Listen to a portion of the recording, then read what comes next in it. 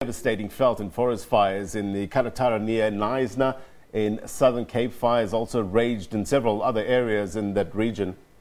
At one stage, residents in an area of George were evacuated after a mountain fire threatened their homes. We now cross to our reporter Vanessa Puna. She's in Reenendal. Vanessa, what's happening right now? Yes, good morning to you. I am in Reenendal at the moment, just in front of the community hall. And of course, I understand from the community members here that quite a number of people, up until 300 people, have been evacuated since late last night. At this moment in time, there are still quite a number of residents here in Reenendal waiting to be relocated due to precautionary measures because of this fire. Joining me is Mrs. Leah Kivitz. She is the ward councillor for Ward 5 here in Reenendal. Leah, good morning to you. I see quite a number of people waiting to be evacuated. Give us a sense of what had taken place overnight and this morning. Good morning.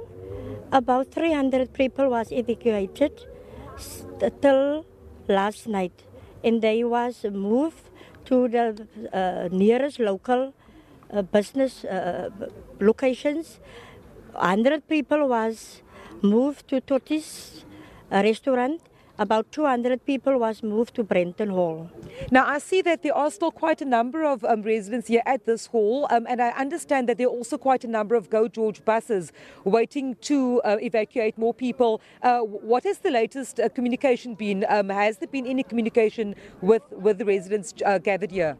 Ja, daar is baie goeie kommunikasie. Ek is baie bly vir ons plaaslike raadslid, Eleanor Bouspies. Sy was baie communicated to the residents van Reenendal. Sy het 3 busse, Go George busse, vir ons gereed gegee op die veld. Wanneer daar enige brande nader ontstaan, dan moet die mense in Go George busse inklim en dan moet hulle uitvervoer word na 'n veilige plek. Explain to me, you said to me that last night it was very scary with all the smoke coming over. Explain to us what you as residents saw as the smoke and fires drew closer to where you lived.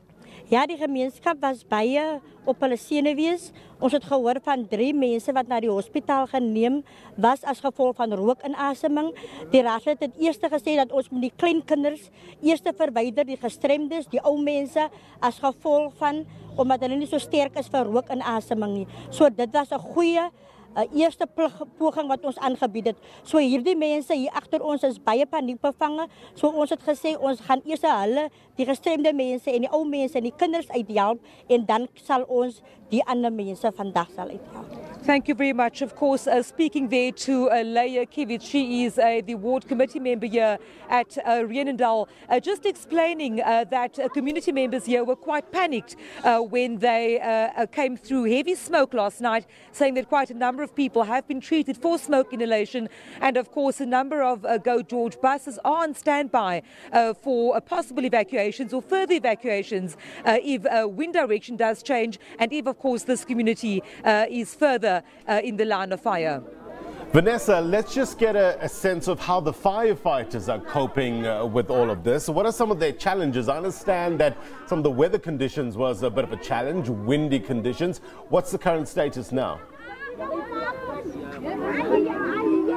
Yes, when I spoke to both the mayors of George as well as the Garden Route District Municipality earlier on this morning, they did say that the rain was very welcome. But of course, the rain overnight came with heavy gale force winds, which did hamper efforts. Now, I know that earlier on this morning in the George area, aerial support was indeed brought in. We know that there are hundreds, and I understood at that point about 300 firefighters actively fighting the fire lines, and they will remain on the fire lines all day today for the next few days still. At this point, it's very difficult to gauge the extent of these fires because a lot of them are burning high up in the mountains, in the plantation areas, and of course all the authorities are working to secure residential areas and to make sure that there is no further threat to life and property.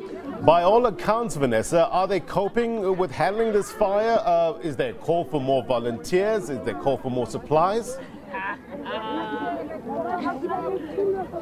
Yes, so we do understand that besides the firefighters from the two municipalities, there are also quite a number of firefighter volunteers from the Working on Fire program, and they of course are being supported with helicopters, Working on Fire helicopters, as well as fixed wing bombers, and they have been fighting this blaze since last week really.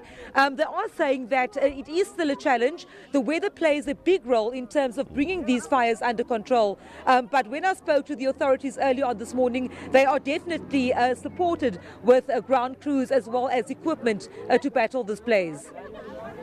And just remind us, Vanessa, in terms of the areas that have been evacuated thus far?